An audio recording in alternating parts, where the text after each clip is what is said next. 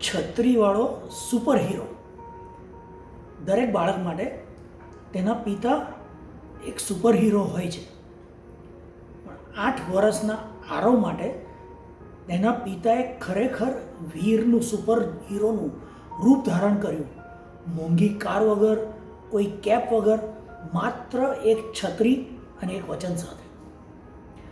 આરવ નાના શહેરમાં રહેતો હતો. તેની શાળા 3 કિલોમીટર દૂર હતી.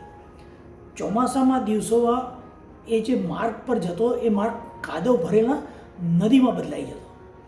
એક દિવસ ભારે વરસાદ પડતો હતો. વીજળી કડક ભડક થતી હતી. મેઘ ગરજે અને વાતાવરણ ઘૂંઘવાળું થઈ ગયું હતું. આરવ ફળિયામાં બારણા પાસે ઊભો, સ્કૂલ બેગ લઈને મૂંઝાયેલી નજરે બહાર જોયે. આજે તેના ક્લાસમાં ગણિતનો ટેસ્ટ હતો અને એણે આ ટેસ્ટ માટે ખૂબ મહેનત પણ કરી હતી. પણ વરસાદ સખત વરસી રહ્યો હતો. રહેવા દે આજે, એની મમ્મીએ કહ્યું. આ વરસાદમાં નથી જવાનું. પણ એ જ વખતે દરવાજો ધબકીને ખોલ્યો. આરવના પપ્પા અંદર આવ્યા, ભીંજાયેલા, હાથમાં મોટી કાળી છત્રી અને જૂની હેલ્મેટ લઈ. ચાલ બેટા, સ્કૂલે જઈએ, કેમ કે હીરો હોય તે ટેસ્ટ ના છોડે, આવું પપ્પાએ કહ્યું. આરવ બોલે, પણ પપ્પા, આટલો વરસાદ છે ને? આરવનો અવાજ થોડો નાજુક હતો.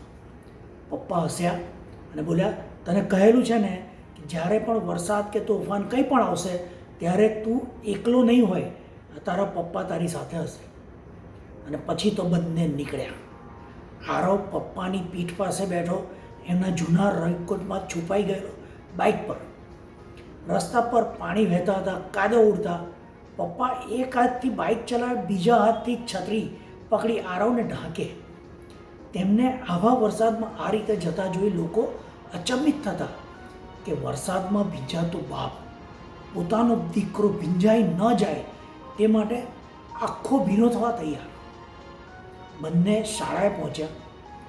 આરવે પપ્પાને ખભે પોતાના હાથ થપથપાવ્યા અને ઝપ્પી મારતા બોલ્યો, પપ્પા, તમે તો ખરેખર સુપરમેન છો. પપ્પા હસ્યા, થોડું આંખમાં પાણી આવ્યું અને બોલ્યા, સુપરમેન તો ઉડે છે બેટા, હું તો ફક્ત બાઇક રાઈડ કરું છું. પણ તે દિવસથી આરવના મનમાં અને એના ચિત્રોમાં તેનો સુપર હીરો કોઈ કેપવાળો કે કોઈ હથિયારવાળો નહીં, પણ છત્રીવાળો હતો. તેના પપ્પા તેના સુપર હીરો હતા.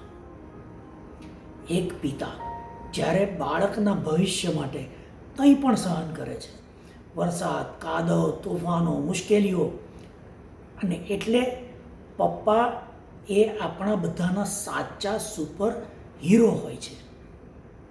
આજે ફાધર્સ ડે ઉપર દુનિયાના દરેક બાળકના સુપર હીરો એવા દરેકના પિતાને દિલથી હેપી ફાધર્સ ડે. આવજો.